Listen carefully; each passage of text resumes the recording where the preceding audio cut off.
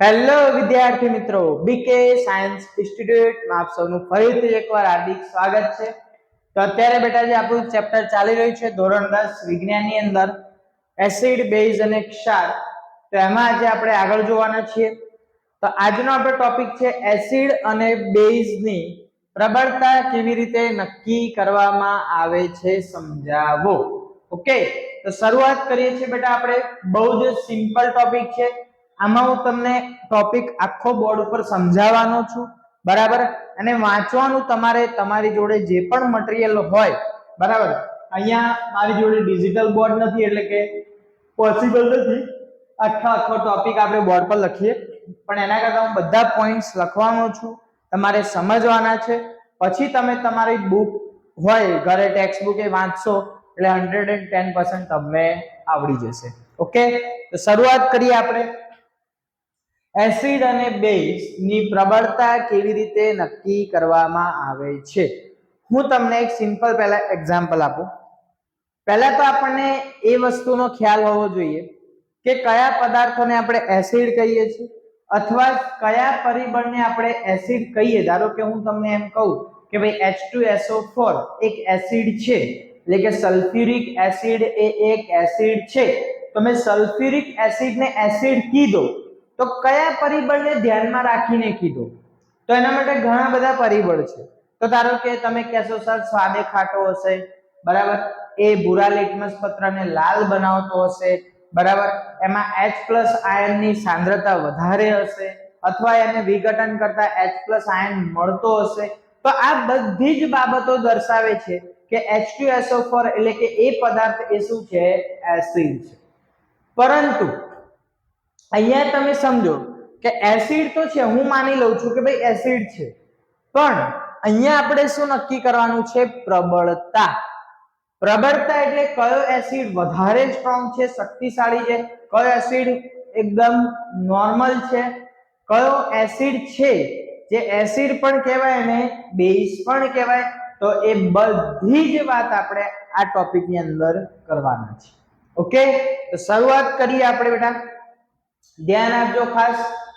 તો એસિડ અને બેઝ ની પ્રબળતા કેવી રીતે નક્કી કરવામાં આવે છે? તો આપણને ખબર છે કે જે પદાર્થમાં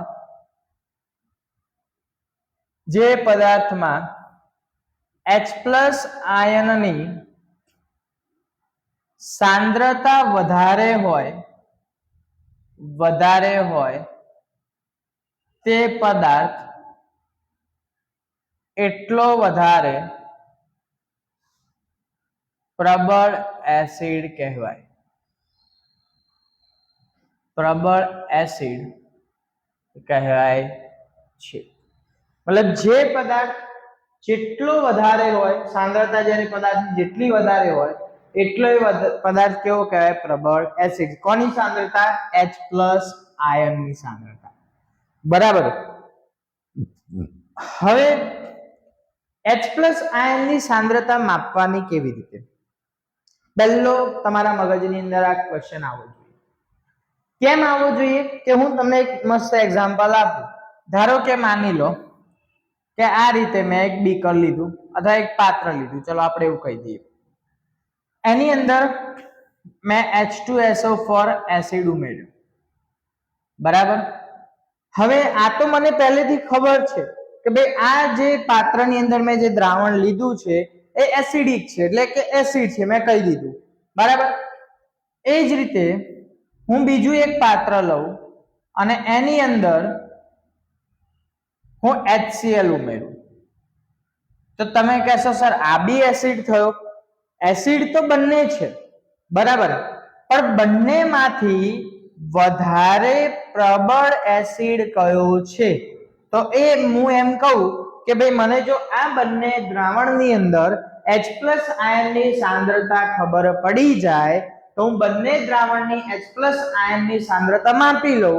જે દ્રાવણની H+ આયનની સાંદ્રતા વધારે હશે એ વધારે પ્રબળ એસિડ હશે, બરાબર। પણ એ કેવી રીતે માપવાની? એ તો તમને ખબર પડવી જોઈએ ને। એ ધારો કે હું તમને એમ કહું, તમે કહો કે સર સાંદ્રતાના ઘણા બધા એકમો છે, મોલારિટી, મોલાલિટી, નોર્માલિટી, પણ એ તો બધા દ્રાવણની સાંદ્રતાની વાત છે. અહીંયા આપણે ફક્ત H+ આયનની સાંદ્રતા માપવાની છે. તો H+ આયનની સાંદ્રતા માપવા માટે જર્મન શબ્દ એક છે પોટેન્સ. પોટેન્સ એક જર્મન શબ્દ છે પોટેન્સ. એ પોટેન્સ નો અર્થ ગુજરાતીમાં થાય એસિડની શક્તિ. શું અર્થ થાય? એસિડની શક્તિ. મતલબ કે પોટેન્સ શબ્દનો અર્થ થાય એસિડની શક્તિ, એટલે કે એસિડની તાકાત, એસિડની પ્રબળતા, એસિડની ક્ષમતા. બરાબર. તો એસિડની શક્તિ કયા પદાર્થમાં વધારે છે? તો પોટેન્સ શબ્દ ઉપરથી શબ્દ આવ્યો pH. બરાબર. અને આ જ પ્રશ્નને તમે pH માપક્રમ પણ કહી શકો. હવે તમે કહેશો સર આ pH શું છે? બરાબર. P એટલે પોટેન્સ અને H મતલબ હાઇડ્રોજન આયન, H+ આયનની વાત થાય છે. તમારે ધોરણ 10 ની અંદર જે જૂનો સિલેબસ હતો, જૂના સિલેબસ ની અંદર બેટા તમારે H+ આયનની સાંદ્રતા શોધવાની આવતી હતી. એનું સૂત્ર આવતું હતું. કયું સૂત્ર આવતું હતું હું તમને અહીંયા બતાવું. pH બરાબર -log 10 H3O+. અને બેઝ હોય તો H+ આયન એટલે કે OH- આયનની સાંદ્રતા શોધવાનું સૂત્ર આવતું હતું POH બરાબર -log 10 OH-. જૂના સિલેબસ. અને આના આધારે pH અને POH શોધવાનું આવતું હતું, જે અત્યારના સિલેબસમાં આવતું નથી. અત્યારે તમને ફક્ત ને ફક્ત pH માપક્રમ શું છે અને કેવી રીતે મપાય એટલું જ આવે છે. ત્યારે જૂના સિલેબસ ની અંદર આ બંને સૂત્ર આવતા હતા અને બંનેની વ્યાખ્યા આવતી હતી. બરાબર. H3O+ સાંદ્રતાના ઋણ લઘુગુણકના મૂલ્યને કહેવાય pH અને OH- સાંદ્રતાના ઋણ લઘુગુણકના મૂલ્યને કહેવાય POH. બરાબર. તો અહીંયા બેટા ખાસ યાદ રાખજો, pH અને POH નું સૂત્ર છે. આ જૂના સિલેબસમાં આવતું હતું, અત્યારે નવા સિલેબસમાં આવતું નથી. ઓકે, ચલો. તો હવે આપણે પાછા આવીએ. તો હવે મારે H+ આયનની સાંદ્રતા ગણવી છે, અથવા H+ આયનની મારે સાંદ્રતા એટલે કે એસિડ છે કે બેઝ નક્કી કરવું છે. તો હું એ દ્રાવણની શું શોધીશ? pH શોધીશ. જો pH મારી, હવે તમે કહેશો સર pH અમે ક્યાં સુધી ગણવાની? 100 સુધી, 200 સુધી? ના, pH માત્ર ને માત્ર 0 થી 14 સુધી. એટલે કંઈક આ રીતના આપણે બનાવી શકીએ. pH માપક્રમ જો તમારે બનાવવો હોય તો તમે કંઈક આ રીતે બેટા બનાવી શકો છો. તો અહીંયા હું જસ્ટ આ રફ છે સમજવા માટે. 1 2 3 4 5 6 7 8 9 10 11 12 11 12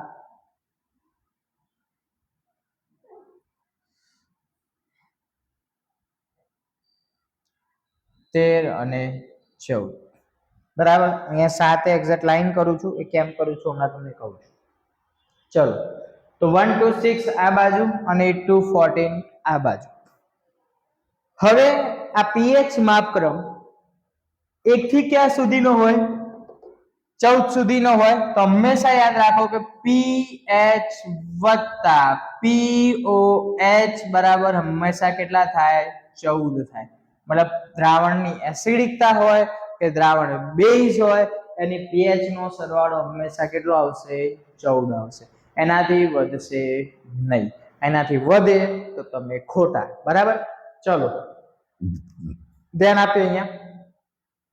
તો pH માપક્રમ ક્યાં સુધી હોય? 1 થી ને 14 સુધી હોય.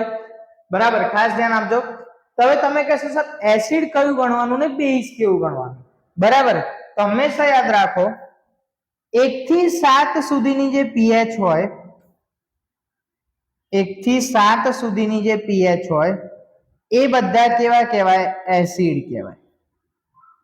કેવા કહેવાય? એસિડ કહેવાય. અને 7 પછી એટલે કે 8 થી 14 સુધીની જો pH હોય એ બધા પદાર્થ કેવા કહેવાય? બેઝ કહેવાય. આકૃતિ આપણે રફલી સમજવા માટે દોરી છે, બરાબર? તમારી ટેક્સ્ટ બુક ની અંદર બેટા આપેલું જ છે pH માપક્રમ, ધ્યાન આપજો એમાં. ચલો હવે અહીંયા સમજો. તો 1 થી 7 જેટલા પણ તમે પદાર્થની pH ચેક કરો, એ પદાર્થની pH જો 1 થી 7 ની વચ્ચે આવતી હોય તો એ બધા પદાર્થ કેવા કહેવાય? એસિડ કહેવાય. અને જે પદાર્થની pH 8 થી 14 વચ્ચે આવતી હોય એ બધા કેવા કહેવાય? બેઝ કહેવાય. હવે અહીંયા સમજો બીજી વસ્તુ. જેમ pH નું મૂલ્ય 7 થી ઘટતું જાય, જેમ pH નું મૂલ્ય 7 થી ઘટતું જાય, સોરી, જેમ pH નું મૂલ્ય 7 થી ઘટતું જાય, મતલબ માની લો ધીમે ધીમે 7 થી 6 થાય, 6 થી 5 થાય, 5 થી 4 થાય, 4 થી 3 થાય, 3 થી 2 થાય, 2 થી 1 થાય, એટલે pH નું મૂલ્ય ઘટતું જાય એમ પ્રબળતા વધતી જાય. એસિડની પ્રબળતા શું થાય? વધતી જાય. બરાબર? અને જેમ pH નું મૂલ્ય વધતું જાય, એટલે કે 1 થી 2 થાય, 2 થી 3 થાય, 3 થી 4, 4 થી 5, 5 થી 6 થાય, તો પ્રબળતા શું થાય? ઘટતી જાય. એસિડની પ્રબળતા શું થાય? ઘટે. એટલે જેમ pH નું મૂલ્ય ઓછું એમ એસિડ વધારે પ્રબળ, જેમ pH નું મૂલ્ય વધુ એમ એસિડ ઓછો પ્રબળ. બરાબર? ચલો અહીંયા આવો. તો તમે કહેશો સર ધારો કે pH 8, 9, 10, 11, 12, 13, 14 થઈ, મતલબ અહીંયા તો પ્રબળતા વધવી જોઈએ ને, સોરી પ્રબળતા વધારે ઘટવી જોઈએ. હા, પ્રબળતા ઘટે એટલે કે એસિડની પ્રબળતા ઘટતી જાય, પણ કોની વધતી જાય? તો જેમ pH નું મૂલ્ય વધતું જાય એમ બેઝની પ્રબળતા વધતી જાય. ખ્યાલ આવ્યો? જેમ pH નું મૂલ્ય 8, 9, 10, 11, 12, 13, 14 વધતું જાય તો એમ બેઝની પ્રબળતા વધતી જાય. બરાબર? જેમ pH નું મૂલ્ય ઘટતું જાય એટલે કે 14 થી ઓછું થતું જાય, 14 પછી 13 પછી 12 પછી 11 ના ઓછું થતું જાય, તો એનો અર્થ થાય બેઝની પ્રબળતા ઘટે. શું થાય? બેઝની પ્રબળતા ઘટે. એટલે બેઝની પ્રબળતા જેમ pH નું મૂલ્ય વધે એમ વધતી જાય, જેમ pH નું મૂલ્ય ઘટે એમ બેઝની પ્રબળતા ઘટતી જાય. અને 7 થી પણ ઓછી પ્રબળતા થાય તો એ ધીમે ધીમે શું થાય? એસિડ થાય, મતલબ એસિડ ગણાય એમ. એટલે 7 થી ઓછી pH વાળા બધા એસિડ, 7 થી વધારે pH વાળા બધા બેઝ. એનો અર્થ એવો થયો કે 7 ની ઉપર તમે pH વધે છે તો અહીંયા કોની વધારે હોય સાંદ્રતા? OH માઇનસ આયનની સાંદ્રતા વધે, અને અહીંયા H પ્લસ આયનની સાંદ્રતા વધે. એટલે જેમ વધારે એસિડ પ્રબળ હોય એમ H પ્લસ આયનની સાંદ્રતા વધે, જેમ વધારે પ્રબળ બેઝ બને એમ OH માઇનસ આયનની સાંદ્રતા વધે. Okay, is that clear? Okay, હવે અહીંયા જુઓ, આ ભાઈ નંબર 7 છે. 7 તારીખે મારો બર્થડે પણ આવે. હો, ચલો 7 તારીખની વાત ચાલે છે ભાઈ. અહીંયા આપણે વાત ચાલે છે માપક્રમની. બરાબર? 7 એ બહુ સારો નંબર, લકી નંબર કહેવાય. વન ઓફ ધી તમે જોવા જાવ તો. કેમ? તમારા સરનો બર્થડે આવે 7 તારીખે. બરાબર? ચલો, તો 7 નંબર આવે જ્યારે તમે કોઈ પણ દ્રાવણની pH માપો, pH તમને 7 મળે છે, તો 7 મળતી હોય તો એ દ્રાવણ કેવું છે? તટસ્થ છે. તટસ્થ મતલબ નથી એસિડ નથી બેઝ, જેને આપણે કહીએ છીએ પાણી. પાણીની pH 7 હોય, તમે પાણી પીધું પછી કોઈ દિવસ તમારા શરીરમાં કોઈ બળતરા કેવું થાય, ઉપર જઈને જો બળતરા થતી હોય તો ઠંડક ફીલ થાય. કેમ કે પાણીની અંદર H+ આયન અને OH- આયન બંનેની સંખ્યા કેવી છે, સરખી છે. એટલા માટે પાણી એસિડ તરીકે પણ નથી વર્તતું અને બેઝ તરીકે પણ વર્તતું નથી. બરાબર. તો 7 નંબર લકી નંબર, એટલે કે એમાં દ્રાવણ કેવું હોય, તટસ્થ હોય. તો તમને એવો કોઈ દિવસ વિચાર આવ્યો કે સર આ પીએચ, હું તો લીંબુ ખાઈ ગયો, ધારો કે મેં લીંબુનું પાણી પીધું, લીંબુનો શરબત પીધો અથવા એકલો લીંબુનો રસ પીધો, તો મારું શરીર તો કોઈ દિવસ ખાટું ના થયું, મારા શરીરની તો કોઈ દિવસ પીએચ ના બદલાઈ. તો નોર્મલી આપણા શરીરની પીએચ 7 થી હ્યુમન એટલે કે મનુષ્યના શરીરની પીએચ 7 થી 7.8 સુધીની હોય. એટલે આપણું શરીર કેવું હોય, તટસ્થ હોય. મતલબ ના એસિડ તરીકે વર્તે કે ના બેઝ તરીકે. હા, શરીરની અંદર વધારે પછી પીએચ ના ચેન્જીસ આવે, વધારે પીએચ માં ફેરફાર થાય તો આપણે બીમાર પડીએ છીએ. બરાબર. સિમ્પલ વાત થઈ. પીએચ માપદંડ H+ આયનની સાંદ્રતા વધારે, M એસિડની પ્રબળતા વધારે, OH- આયનની સાંદ્રતા વધારે તો M બેઝની પ્રબળતા વધારે. ઓકે, તો હું આશા રાખું બધાને ખ્યાલ આવી ગયો હશે. બરાબર. કઈ બી ડાઉટ હોય તો ચોક્કસથી મને કોમેન્ટમાં જણાવવાનો છે. ઓકે, તો આપણે વાત કરવાની છે આગળના ટોપિકની. ચલો, આગળનો પ્રશ્ન છે, દૈનિક જીવનમાં pH નું મહત્વ સમજાવો. હવે તમને એમ થશે કે સર દૈનિક જીવન એટલે કેવું? હું તમને એક એક્ઝામ્પલ આપું કે ધારો કે માની લો કે તમે દહીં ખાઓ છો. બરાબર.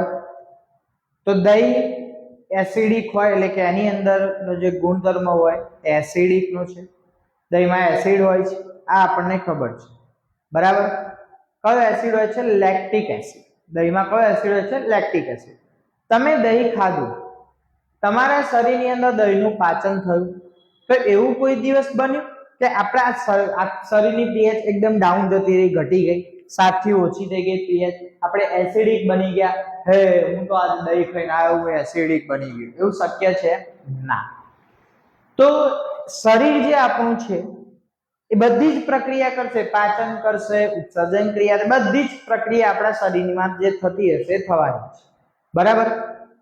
તો એસિડની પીએચ શરીરની જે પીએચ હશે એ શું થતી હશે? જળવાઈ રહેતી હશે. બરાબર.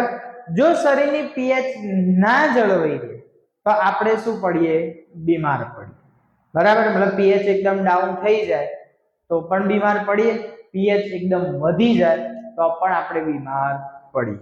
બરાબર. એટલે પીએચ નું ઘણું બધું મહત્વ છે. તો અહીંયા મેં સજીવના અસ્તિત્વમાં પીએચ નું મહત્વ, બરાબર, તો એમાં 1, 2, 3, 4 અને 5 અલગ અલગ ટોપિક તમને આપેલા છે. અહીંયા મેં ફક્ત તમારી સામે એક જ ટોપિક કમ્પ્લીટ લખેલો છે. 3, 4, 5 ના મેં ખાલી 2, 3, 4 અને 5 ના ખાલી મેં નામ લખેલા છે. નામ પરથી જ આપણે સમજવાનું છે અને એ જ આપણે પરીક્ષાની અંદર લખવાનું છે. આપણે કોઈ ગોખણ પટ્ટી કરવાની નથી. તો સમજો. પહેલું છે સજીવના અસ્તિત્વમાં પીએચ નું મહત્વ. તો પહેલો પોઈન્ટ તમને આપ્યો છે કે માનવ શરીરની પીએચ 7 થી 7.8 એનાથી વધતી નથી અને 7 થી ઘટતી નથી. જો 7 થી માનવ પીએચ એટલે કે આપણા માનવ શરીરની પીએચ ઘટી જાય તો આપણે શું થઈએ? બીમાર પડીએ. બરાબર. પણ કેટલી વખત તમે કદાચ સાંભળ્યું હશે કે ભાઈ એસિડ વર્ષા થાય, અને એસિડ વર્ષા થાય તો એ જે પાણી હોય એની પીએચ 5.6 કરતા કેવી હોય? ઓછી હોય. અથવા એવું માની લઈએ કે જ્યારે વરસાદ થાય તો વરસાદી પાણીની પીએચ 5.6 કરતા ઓછી હોય તો એ વરસાદને કેવો વરસાદ કહેવાય? એસિડ વર્ષા. અને એસિડ વર્ષા જ્યારે થાય તો આપણને ખબર છે કે ગમે તેટલું પાણી પડે એ પાણી છેલ્લે નદીમાં જશે, ક્યાં તો દરિયામાં જશે. તો એ નદીમાં જાય તો નદીના પાણીને પણ બગાડે, અને નદીનું પાણી બગડે એટલે કે નદીના પાણી સાથે મિશ્ર થતા પાણીમાં રહેતા સજીવો માટે કેવું બને છે? હાનિકારક. કેમ કે પાણી તટસ્થ હોય, એની pH 7 હોય, ત્યાં સુધી કોઈ સજીવને તકલીફ પડવાની નથી, પણ જેવી એસિડ વર્ષા થઈ એ પાણી નદી સાથે મિક્સ થયું તો નદીના પાણીની pH પણ શું કરશે? ઘટાડશે. અને ઘટાડશે pH, એના કારણે જે નદીની અંદર જે માછલીઓ કે જે બીજા અન્ય સજીવો રહેતા હશે એમને શું થશે? નુકસાન થશે. બરાબર. એના પછી બગીચાની માટીમાં pH નું મહત્વ. અહીંયા તમને સૌથી પહેલા બુકની અંદર જોશો તો તમને એક પ્રવૃત્તિ આપેલી છે કે બગીચાના માટીની pH કેવી રીતે માપવાની. સિમ્પલ કંઈ નથી, એમાં હું તમને કહી દઉં છું. ખાલી એક બીકર લેવાનું છે, બીકરની અંદર આપણે પાણી ભરવાનું છે, પાણી ભરીને એની અંદર થોડા બગીચાની જે માટી હોય એ નાખવાની અને એને બરાબર મિક્સ કરીને મૂકી દેવાની. બરાબર. એટલે માટીની અંદર જે પોષક દ્રવ્યો હશે એ બધા પાણીની અંદર ડિઝોલ્વ થઈ જશે અને માટીના કણો ધીમે ધીમે નીચે બેસી જશે. પછી એ પાણીને આપણે ગાળી દેવાનું અને એ પાણીને આપણે લિટમસ પેપર અથવા pH પેપર વડે એનો પ્રયોગ કરવાનો અને એમાં જે pH આવે એ કોની pH કહેવાય? બગીચાની માટીની pH. એટલે બગીચાની જે માટી હોય, તમને ખબર છે કે ભાઈ બગીચાની અંદર તમે ફૂલ ઉગાડો, બરાબર, અલગ અલગ બીજા પ્લાન્ટ્સ ઉગાડો, તો એ પ્લાન્ટ્સને ઉગવા માટે જમીન કેવી જોઈએ? ફળદ્રુપ જોઈએ.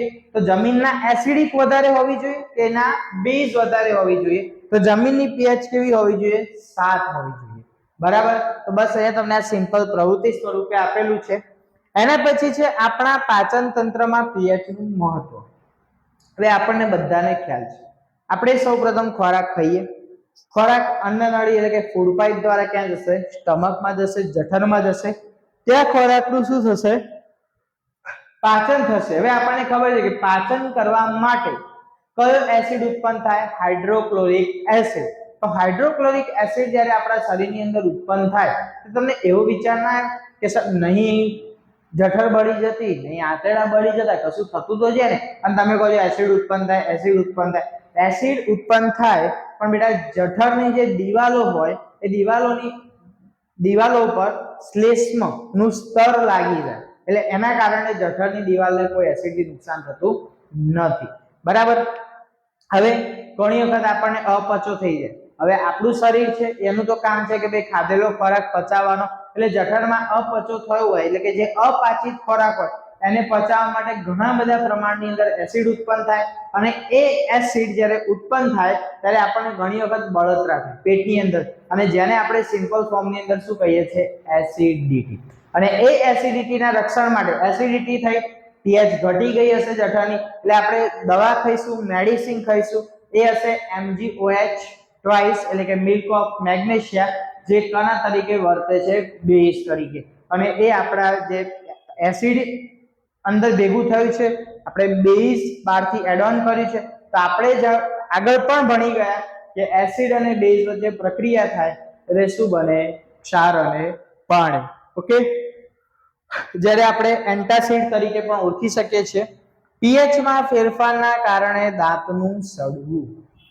હવે અહીંયા સમજો, તમે કહેશો સર એવું કેવી રીતે?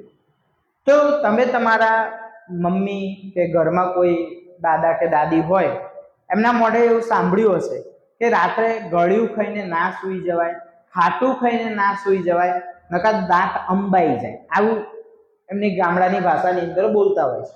બરાબર. હવે એકચ્યુઅલી કેવું હોય, હું તમને આખી વાત કરું કે તમે જ્યારે રાત્રે ખાઈને સૂઈ જાઓ, બરાબર, તો 100% ખોરાક આપણો તો તમે કહેશો સર અમે તો ખાઈને ચાઈને ઉતારી દઈએ પેટમાં, પણ અમુક નાના પાર્ટિકલ્સ, અમુક એકદમ નાના કણો જે હોય એ આપણી દાંતની જે ધારો હોય ગેપ એમાં ફસાઈ જાય. બરાબર. હવે આખી રાત તમે આમ મસ્ત સૂઈ ગયા તો તમારા મોઢાની અંદર જે ખાવાના જે ખોરાકના જે પાર્ટિકલ્સ ફસાયેલા હોય એ સડે, આખી રાત સડે, અને સડે એટલે એની અંદર જે બેક્ટેરિયા હોય એ બેક્ટેરિયા એસિડ ઉત્પન્ન કરે, અને એસિડ ઉત્પન્ન કરે એટલે ધીમે ધીમે ધીમે તમારા મોઢાની જે pH હોય એ શું થતી જાય? ડાઉન થતી જાય. બરાબર. હવે આ જે pH ડાઉન થાય એટલે pH મોઢાની તમારી એપ્રોક્સ માની લો કે 5.6 કરતા ઓછી pH હોય 5.6 કરતા ઓછી પીએચ હોય તો દાંત જે હોય એની ઉપરનું જે આવરણ હોય કેલ્શિયમ ફોસ્ફેટ, આ યાદ રાખજો એમસીક્યુ માટે બેટા ખાસ, કેલ્શિયમ ફોસ્ફેટ આખા શરીરની અંદર સૌથી સખત આવરણ હોય જે પાણીમાં પણ ડિઝોલ્વ ના થાય, પણ આ જે તમે ખોરાક ખાધો તમારા દાંતમાં ફસાયેલો છે એ ખોરાક આખી રાત સડે છે, એ જે બેક્ટેરિયા એસિડ ઉત્પન્ન કરે છે અને એ એસિડ એટલે કે મોઢાની પીએચ તમારી 5.6 કરતા ઓછી થાય એટલે કેલ્શિયમ ફોસ્ફેટ નું જે લેયર છે એ ખવાતું જાય. બરાબર, તમે લોકોએ ટીવી તો બધાએ જોયું હશે પહેલા, તો ટીવીમાં એડ આવે છે સેન્સોડાઇન ટૂથપેસ્ટની, બરાબર, અને એમાં કેવિટીઝ તમને બતાવે છે, કેવિટી આમ દાંત હોય ને એની બાજુમાં સાઈડમાં એક કાળા કલરનો ડોટ હોય, તો એ કેવિટી એટલે કશું જ નહીં, તમે આખી રાત જે તમારો ખોરાક મોઢામાં ફસાયેલો છે દાંતની અંદર એ સડ્યો હોય, એ સડે એટલે એનું એસિડમાં રૂપાંતરણ થાય અને એસિડમાં એટલે કે એસિડ જે બેક્ટેરિયાને વિઘટન કરે એ બેક્ટેરિયા એસિડ પ્રોડ્યુસ કરે, એસિડ ઉત્પન્ન થાય અને એસિડના કારણે પીએચ શું થાય? ઘટે. અને એટલા માટે આપણે સવારે ઉઠીને સીધું શું કરીએ? બ્રશ કરીએ, અને બ્રશ કરો તમે એટલે તમારા મોઢાની પીએચ તટસ્થ થાય. બરાબર, કારણ કે આપણને ખબર છે આપણે જે કોલગેટ, ટૂથપેસ્ટ જે બી યુઝ કરતા હોય, બરાબર, એ કેવો પદાર્થ છે? બેઝ પદાર્થ છે. તો આપણું મોઢું આખી રાત એસિડિક પરિસ્થિતિમાં હતું, સવારે આપણે બેઝ પદાર્થથી એને સાફ કર્યું, ક્લીન કર્યું, તો એસિડ અને બેઝ મિક્સ થાય એટલે આપણું મોઢુંની પીએચ પાછી તટસ્થ બને. ઓકે, ચલો આગળ. પ્રાણીઓ અને વનસ્પતિઓ દ્વારા થતા રાસાયણિક યુદ્ધથી આત્મ સંરક્ષણ. તમે કહેશો સર રાસાયણિક યુદ્ધ? હા બેટા, તમે જુઓ, ધારો કે કીડી હોય, કીડી તમને એમ ચટકો ભરે એટલે થોડી આમ ઝનઝનાટી થાય, બરાબર, આમ બળતરા થાય, મધમાખી કરડે તો પણ થોડી વાર તમને આમ બળતરા થાય, ઝનઝનાટી આવે, બરાબર. એનું કારણ શું છે કે મધમાખી કે કીડી જેવા નાના નાના જીવજંતુઓ છે એમના ડંખની અંદર એસિડ હોય, બરાબર. એ એસિડ તમારા શરીરની અંદર પ્રવેશે તો આપણને ખબર છે કે એસિડ એ જ્વલનશીલ પદાર્થ છે. ધારો કે માની લો કે કીડી હોય તો કીડીના ડંખમાં ફોર્મિક એસિડ છે, બરાબર, તો અથવા મિથેનોઇક એસિડ પણ તમે એને કહી શકો છો. પછી તમારે શું કરવું પડે કે તમને જે જગ્યાએ ડંખ માર્યો હોય ત્યાં તમારે ખાવાનો જે સોડા આવે છે, ધારો કે ઈનો છે કે અન્ય કોઈ સોડા છે જેને આપણે NaCO3 સોડિયમ બાયકાર્બોનેટ અથવા સોડિયમ હાઇડ્રોજન કાર્બોનેટ એને આપણે ત્યાં લગાવીએ એટલે કીડીનો ડંખ એસિડ છે, આપણે ઉપર બેઝ લગાવ્યું તો આપણને જે કીડીએ ચટકો ભર્યો હોય એ કેવું થઈ જાય? કમ્પ્લીટ થઈ જાય. બરાબર, તો બસ આટલું જ જીવનની અંદર પીએચ નું મહત્વ છે બેટા, ખાસ ધ્યાન રાખો. મોસ્ટ આઈએમપી પ્રશ્ન છે આ ચેપ્ટર માટે. તો આ વિડીયોની અંદર આપણે અહીંયા સુધી રાખીએ છીએ. નેક્સ્ટ વિડીયોની અંદર આપણે ઇંગ્લિશ મીડિયમ નું ગણિત શરૂ કરવા જઈ રહ્યા છે, ધોરણ 10 નું, બરાબર. તો ચેનલને સબસ્ક્રાઇબ ના કરી હોય તો સબસ્ક્રાઇબ કરી દો. તમારા કોઈ ફ્રેન્ડ હોય જે ઇંગ્લિશ મીડિયમમાં ભણતા હોય તેમને ચોક્કસથી ચેનલની લિંક શેર કરી આપજો, જેથી એમને બધા જ નવા વિડીયોની અપડેટ મળતી રહે. હા, ભૂલી ના જતા, ગુજરાતી મીડિયમના તો વિડીયો આવવાના ચાલુ જ છે, આવવાના જ છે, પણ હવે આપણે ઇંગ્લિશ મીડિયમની પણ શરૂઆત કરવા જઈ રહ્યા છીએ. ઓકે, મળીએ છીએ નવા વિડીયોમાં નવા ટોપિક સાથે. ત્યાં સુધી બધાને Tata bye bye, C you.